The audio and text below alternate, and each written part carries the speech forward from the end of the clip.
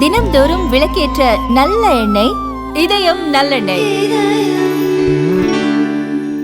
Chanakya international academy உங்களுக்குள் இருக்கும் தலைவரை வெளிக்கொண்டு வரும் பியூர் பாலிடிக்ஸ் பயிற்சி பட்டறை. நேரடி மற்றும் இணைய வழி. கான்டாக்ட் 7338824242. சாணக்யா நேயர்களுக்கு வணக்கம்.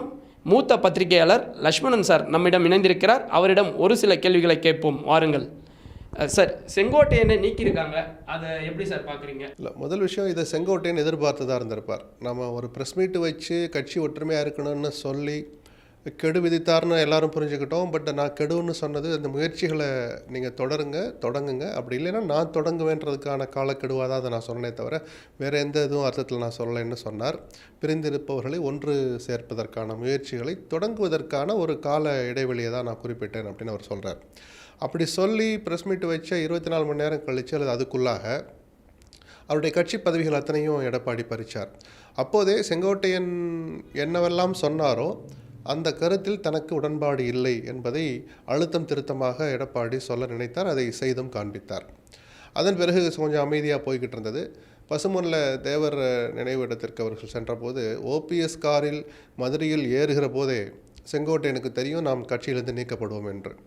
ஸோ அது எதிர்பார்த்த மாதிரியே அடுத்த நாள் அது நடந்துடுச்சு. ஆனாலும் கூட எதிர்பார்த்திருப்பார், நம்ம ஒரு வரியில் கடந்து போகிறோம்.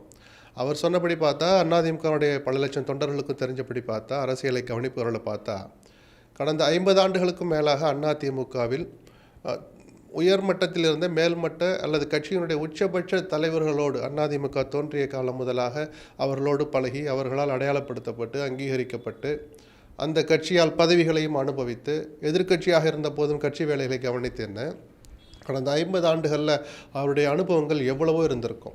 அது அத்தனையும் இன்றைக்கி கிட்டத்தட்ட கைவிட்டு போனது மாதிரி அந்த இயக்கத்திலிருந்தே தான் நீக்கப்படுகிறோன்ற அந்த அறிக்கையை படித்த போது நிச்சயமாக செங்கோட்டையன் சொன்ன வார்த்தைகளில் உண்மை இருந்திருக்கும். நேற்று இரவு அவர் தூங்கி இருக்க மாட்டார். அந்த வேதனையை நம்மால் புரிஞ்சிக்க முடியுது. அப்போது எடப்பாடி இரண்டாவது முறையாக எனக்கு எதிரான கருத்துக்களை எவர் ஒருவர் கட்சியில் சொன்னாலும், நான் விரும்பாத விஷயங்களை எவர் ஒருவர் சொல்ல நினைத்தாலும் அவர்களுக்கு இந்த இயக்கத்தில் இடமில்லை என்கிற ஒரு மனப்போக்கை வெளிப்படுத்தி இருக்கிறார். இதை சர்வாதிகாரம்னு சிலர் சொல்லலாம், தன்னம்பிக்கை ஆளுமைன்னு சிலர் சொல்லலாம், ஆணவப்போக்குன்னு பலர் பேசலாம். அது எதை பற்றியும் எடப்பாடி கவலைப்படுகிற இடத்தில் இல்லை.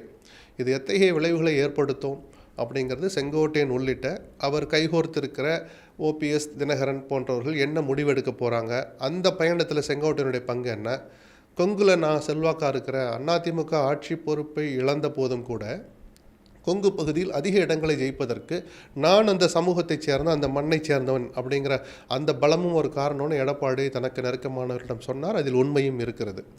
அந்த பகுதியைச் சேர்ந்த ஒருவர் அதே சமுதாயத்தைச் சேர்ந்த அந்த செங்கோட்டையனை கட்சியிலிருந்து நீக்கிய போது என்ன விளைவுகளை ஏற்படுத்தும் அப்படிங்கிறதும் ஒரு கவனிக்க வேண்டிய கேள்வியாகவும் காத்திருக்க வேண்டிய பதிலாகவும் அது இருக்கு. சார், செங்கோட்டையன் அவர்கள் பத்திரிகையாளர் சந்திப்பில் கொடநாடில் A1 குற்றவாளி எடப்பாடி அவங்கன்னு சொல்லி குற்றம் சாட்டியிருக்காங்க சார். அதை எப்படி சார் நினைக்கிறீங்க? துரோகம் என்பதற்கு ஒரு அவார்டு கொடுக்கணும்னா தமிழ்நாட்டை பொறுத்த வரைக்கும் எடப்பாடிக்கு கொடுக்கணும்னு சொல்கிறேன். இது தினகரன் முதல் நாளில் இருந்தே சொல்லிட்டு இருக்கிறார். பொதுவாக அரசியலை கடந்த 10-15 ஆண்டுகளை கவனிச்சுட்டு வந்தவங்களுக்கு ஜெயலலிதா இருந்தபோது இவர்கள் நடந்து கொண்ட விதம், அவருடைய மறைவுக்கு பிறகு நடந்து கொண்ட விதம், எடப்பாடி பதவிக்கு வந்த விதம், பதவி கொடுத்தவர்களை அவர் ஆட்டி படைத்தது, அவர்களை நடத்திய விதம், இதையெல்லாம் வச்சு பார்த்தா துரோகம் என்ற சொல்லுக்கு எடப்பாடியை தான் ஒப்பிட்டு சொல்லிட்டு இருக்கிறாங்க. அவர் பார்வையில் அவருக்கு விரும்பாதவர்கள் அல்லது அவரால் ஒதுக்கி வைக்கப்பட்டவர்கள் அந்த வார்த்தையை தான் சொல்கிறாங்க. அதை செங்கோட்டையனும் இன்றைக்கி சொல்கிறார். எனக்கு அதில் ஆச்சரியம் இல்லை. கொடநாடு விஷயத்தை பொறுத்த வரைக்கும் ஸ்டாலினுடைய மௌனமும் பொதுமக்களால் ஒட்டுமொத்த தமிழகத்தால் கவனிக்கப்பட வேண்டிய மௌனம். ஆட்சிக்கு வருவதற்கு முன்பாக தேர்தல் பிரச்சாரங்களில் பல ஊர்களில் போய் பேசுகிற போது ஸ்டாலின் பயன்படுத்திய வார்த்தை, இவர்கள் கொள்ளையடித்திருக்கிற பணத்தை மீட்பேன், இவர்களை 3 மாதத்தில் சிறையில் தள்ளுவேன்னு சொன்னார். ஜெயலலிதாவின் மரணத்திற்கு காரணமானவர்கள், அவர் வாழ்ந்த வீட்டில் நடந்த கொள்ளைக்கு காரணமானவர்களையும் நான் சிறையை தள்ளுவேன் அப்படின்னு சொல்லி சபதம் போட்டார். அப்படிலாம் சொன்னதற்கு நேர்மாறாக ஆட்சிக்கு வந்த பிறகு கிட்டத்தட்ட 2 ஆண்டுகள் அந்த வழக்கை எந்த வேகத்தில் நடத்த வேண்டுமோ அந்த வேகத்தில் நடத்தாமல் தவிர்த்து அதை பற்றிய ஒரு பிரங்கையே இல்லாமல் நடந்து கொண்டவர் ஸ்டாலின். கடுமையான விமர்சனங்கள் பொதுவெளியில் வந்தபோது ஓராண்டுக்கு முன்பாக, குறைஞ்சது 1 வருஷம் 1.5 வருஷம் கூட ஆயிருக்கும்னு நினைக்கிறேன், சட்டமன்றத்தில் பேசுகிற போது ஒரு சின்ன டெவலப்மெண்ட் அந்த வழக்கில் வந்தது. சட்ட ரீதியாக இது ட்ரெய்லர் தான், இன்னும் கொஞ்சம் பொறுத்திருந்து பாருங்கிற மாதிரி ஒரு வார்த்தையை பயன்படுத்தினார். கடைசியில் அந்த ட்ரெய்லரும் காணாமல் போச்சு. மெயின் பிக்சரை பற்றி அவர் கவலைப்படவே இல்லை. இப்போ தான் பல பேர் பேச ஆரம்பித்தாங்க. எடப்பாடிக்கும் ஸ்டாலினுக்கும் ஏதோ ஒரு அரசியல் ரீதியான திரைமறைவு பிணைப்பு இருக்குது. கொடநாடு வழக்கை அவர் கண்டுக்காது மட்டும் இல்லை, ஒரு எஃப்ஐஆர் கூட இன்னைக்கு வரைக்கும் எடப்பாடி மேலே அவர் போடலை. போடணும்னு நம்ம சொல்லலை, போடுவேன்னு சொன்னது ஸ்டாலின். அப்போ எந்த வழக்கு, ஊழல் வழக்கில் ஒரு ஃபைலுக்கு ஒன்று போட முடியும். ஏவா வேலு இப்போது பொறுப்பாக இருக்கிற பொதுப்பணித்துறையில் முரசொலி தலையங்கங்களில் வெளிவந்த அந்த கட்டுரைகளை எடுத்து படித்தாலே 10க்கும் மேற்பட்ட எஃப்ஐஆரை போட்டிருக்க முடியும். ஒன்றாவது போட்டாங்களா? போடலை. அப்போ அதை வச்சும் செங்கோட்டையன் இதை சொல்கிறாருன்னா நான் எடுத்துக்குவேன். அப்போ நீங்கள் தான் திமுகவோட ஏ டீமாக இருக்கிறீங்க. ஏன்னா உங்கள் மேலே ஒரு வழக்கு பாயலனோட உங்கள் மீது உங்கள் கண்ணில் ஒரு தூசி விழுந்தால் கூட ஒரு பாதி கேபினெட் ஓடோடி வந்து ஊதி விடுகிற அளவுக்கு, ஊதி கரெக்டாக எடுத்துட்டீங்களான்னு செக் பண்ணி கேட்டுக்கிற அளவுக்கு ஸ்டாலின் அந்த அளவுக்கு எடப்பாடி மீது பிணைப்பாக இருக்கிறாரோங்கிற ஒரு சந்தேகம் அரசியல் வெளியில் கடந்த சில ஆண்டுகளாகவே இருக்குது. அதை பற்றி திமுக துளி கூட கவலைப்படலை. இன்னைக்கு செங்கோட்டையன் நினைவுபடுத்தி இருக்கிறார். சார், அடுத்த இவங்களுடைய நடவடிக்கை எப்படி சார் இருக்கும்? டிடிவி சாராக இருக்கட்டும், ஓபிஎஸ் சாராக இருக்கட்டும், செங்கோட்டையன் சாராக இருக்கட்டும், இவங்களுடைய நடவடிக்கை என்னவா சார் இருக்கும்? ஏன்னா இவங்க எடப்பாடி அவர்களை வீழ்த்தணும்னு சொல்கிறாங்க. எடப்பாடியை வீழ்த்தினா திமுக வெற்றி பெறும். இவங்களுடைய நடவடிக்கை எப்படி சார் போகும்? திமுக வெற்றி பெறும்னு உங்களுக்கு தெரியுது, எனக்கு தெரியுது, தினகரனுக்கும் தெரியும், ஓபிஎஸ்க்கும் தெரியும். எடப்பாடிக்கு தெரியாதா?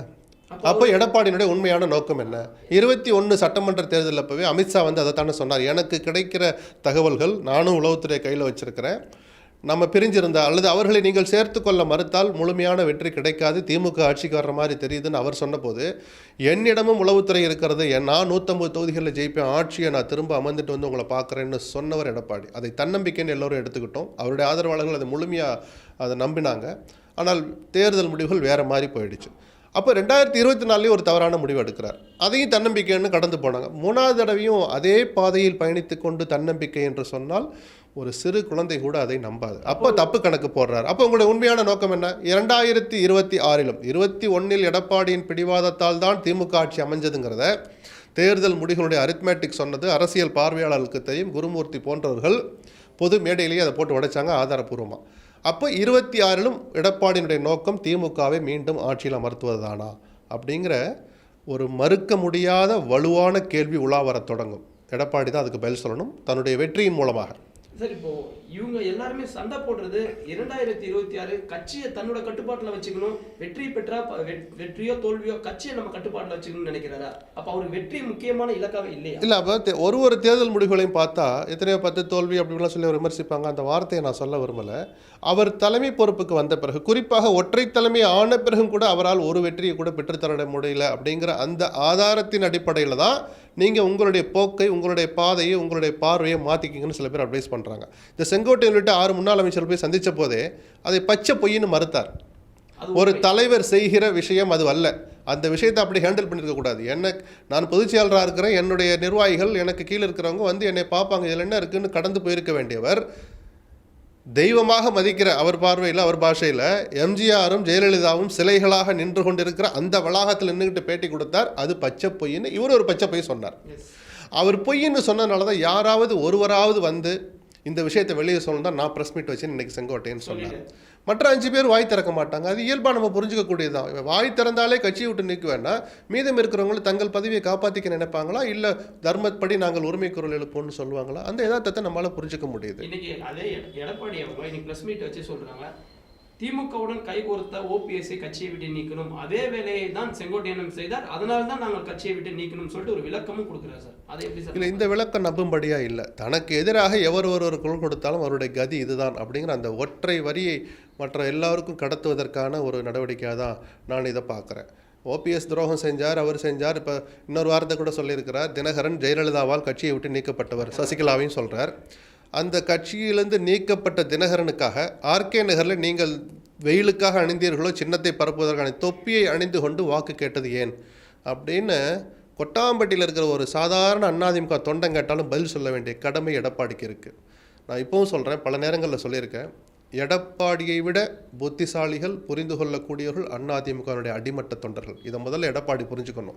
நம்ம என்ன செஞ்சாலும் என்ன சொன்னாலும் நம்புவாங்க அப்படின்னு நினைச்சாருன்னா அதை நம்ம வேற மாதிரி தான் விமர்சிக்க வேண்டியிருக்கும். அந்த வார்த்தைகளை நான் பயன்படுத்த விரும்பலை. அடுத்த கட்டமாக இவங்க நடவடிக்கை 3வது அணியை கட்டமைப்பாங்களா, இல்லை இன்னொரு அணியை நம்ம இல்லை முதல் ஆப்ஷன் ஆக மொத்தம் இலக்கு என்னன்னு சொல்லிடுவாங்க. அது ஏற்கனவே அரசல் புரசலாக சொல்லிட்டாங்க. சில நேரங்களில் தினகரன் தனியாக கூட சொல்லிட்டார்.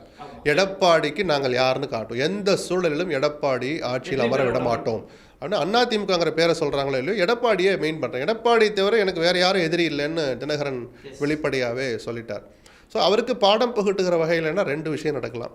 தனிச்சு நின்று தங்கள் பலத்தை காண்பித்து வெற்றியோ தோல்வியோ நாங்கள் எங்களுடைய பலம், நாங்கள் 4 பேர் கூட இல்லைன்னு சொல்கிறீங்கல்ல, நாங்கள் யாருன்னு காட்டுறோன்னு காட்டலாம். இல்லை அதுக்கு ஒரு அங்கீகாரம் பெறலாம், அதை கொஞ்சம் வலுவாக எடுத்துகிட்டு போகலான்னு சொன்னால் அடுத்த ஆப்ஷன் விஜய் இருக்காங்க, விஜயோட சேரலாம். ரிமோட் சான்ஸு திமுக அணியோடு கூட இணைந்தாலும் நான் ஆச்சரியப்பட மாட்டேன். அது நடக்குமான்னு நமக்கு தெரியாது. அரசியல் சார், யாருக்கும் வெக்கம் கிடையாது. அப்போ விஜயுடன் சேர்ந்தா அது பெரிய கூட்டணியா கட்டமைக்கப்படுமா சார்? இல்லை அது நம்ம போக போக தான் தெரியும். இப்போதே நம்ம அதெல்லாம் கணிக்க முடியாது. இவங்க போய் சேர்ந்தா அவர்கள் போகிறத பார்த்து இன்னும் சில கட்சிகள் வர்றாங்களா, அது திமுக அணியிலேருந்து வர்றாங்களா, இல்லை பிஜேபி அண்ணா திமுக இணைந்திருக்கிற என்டிஏவில் ஏற்கனவே இருப்பவர்கள், இல்லை போய் சேரலாமான்னு நினைக்கிறவங்கன்னு ஒரு கேட்டகரி இருக்கிறாங்க, தேமுதிக பாமக, அதில் சில பேர் போகிறாங்களா தெரியாது. இப்ஸ் அண்ட் பட்ஸ் நிறைய இருக்குது. நாளாக தான் சில காட்சிகள் தெளிவாகும். சரி, இப்போ இதுல 6 பேர் வீட்டுல பேசினாங்க. அவங்க வீட்டுல சேலத்துல இந்த சந்திப்பு நடந்தது. இந்த 5 பேருமே சொல்லாம இருப்பாங்களா இது போல தப்பா நம்ம நடவடிக்கை எடுக்கிறோம்னா இது இந்த தேர்தல்ல பெரிய விஷயம், பின்பலம் நம்மளுக்கு பெரிய சொல்லியிருப்பாங்க. அதையெல்லாம் டாமினேட் பண்ணி தானே அது ஒரு லீடர்ஷிப்பை ஒரு வகையில் காட்டுறாருன்னு நான் எடுத்துக்குவேன். எடப்பாடி அந்த வகையில் நான் முழுமையாக அதை இது பண்ண விரும்பலை. தான் நினைச்சதை சாதிக்கிற அளவுக்கு கட்சியை தன் கட்டுப்பாட்டில் வச்சிருக்காருங்கிறதையும் மறுக்க முடியாதுல்ல. அவங்க சொல்லிட்டு தான் இருப்பாங்க. செங்கோட்டையனுடைய பொறுப்புகளை பறிக்கிற போதே அவ்வளோ பெரிய தலைவர் கொஞ்சம் யோசிச்சு செய்யுங்கன்னு ஒருத்தர் சொன்ன போது, இல்லைப்பா இவ்வளோ தூரம் போய் வெளியே சொல்கிறாரு, நம்ம எப்படி விட்டு வைக்க முடியும் அப்படின்னு சொல்லி கன்வின்ஸ் பண்ணி தான் நினைச்சதை சாதிச்சுக்கிட்டு தானே இருக்கிறார் எடப்பாடி. அதை கூட செய்யலைன்னா அவர் அந்த தலைமை பொறுப்பில் எப்படி இருக்க முடியும்? அது சரியாக தப்பாங்கிறத காலம் பதில் சொல்லும். அது கட்சியினுடைய நலனுக்கு நல்லது இல்லைங்கிறது ஒரு பக்கம், நான் நினைச்சதை என்னால் அமல்படுத்த முடியுதுன்னு காட்டுற அந்த ஆளுமை பண்பை ஒரு செக்டாரில் அதை நிரூபிச்சுக்கிட்டு இருக்கிறாருன்னு நம்ம எடுத்துக்கலாம். இப்போ இந்த போக்கு 2026 வேற மாதிரி போக்கா மாறிடுச்சுன்னா அவர் என்ன சார் பண்ண முடியும்? அவரால் வேற மாதிரி போக்குன்னா தனக்கு வெற்றி கிடைக்கலன்னா அதை பற்றி அவர் கவலைப்படுற மாதிரி தெரியல. அதனால தான் சந்தேகம் வருது பல பேருக்கு. உங்களுடைய உண்மையான நோக்கம் 26லும் திமுகவை ஆட்சியில் அமர்த்துவது தானா? ஏன்னா நிஜமாவே நீங்கள் முதலமைச்சர் ஆகணும்னா இதெல்லாம் செய்யுங்கன்னு தானே இந்த 6 பேரும் போய் பேசினாங்க. பல பேரும் 6 பேர் போனது ஒரு அடையாளத்துக்கு தான். பலருடைய பல்லாயிரக்கணக்கான நிர்வாகிகள், பல லட்சம் தொண்டர்களுடைய விருப்பமும் அதுதான். நாம் பலமாக இருக்கணும், திமுக வீழ்த்தணும்னு. ஏதோ தினகரன் மட்டும் ஓபிஎஸ் மட்டும் அப்படின்றது இல்லை. ஓபிஎஸ் திமுக ஆட்சிக்கு வரும்னு சொல்கிறாரு, இதெல்லாம் கட்சி துரோகம் இல்லைங்கிறாங்க. அவர் என்ன சொன்னார்? வரி ஏன் சொல்ல மறுக்கிறீங்க, ஏன் கவனிக்க மறுக்கிறீங்க? நாம் பிரிந்திருந்தால் திமுக ஆட்சிக்கு வரும்னு மக்கள் பேசுகிறாங்கன்றாரு. அது உண்மைதானே? இந்த அடிப்படை அரசியல் கூட புரியலைன்னா அப்போ எடப்பாடியின் மனதில் இருக்கிற உள் நோக்கம் என்ன அப்படிங்கிற கேள்வி, வலுவான கேள்வி உலா வருதுன்றதை அதை மறுக்க முடியாதுன்னு சொல்கிறேன் நான். காலம்தான் அந்த கேள்விக்கு பதிலை சொல்லணும்.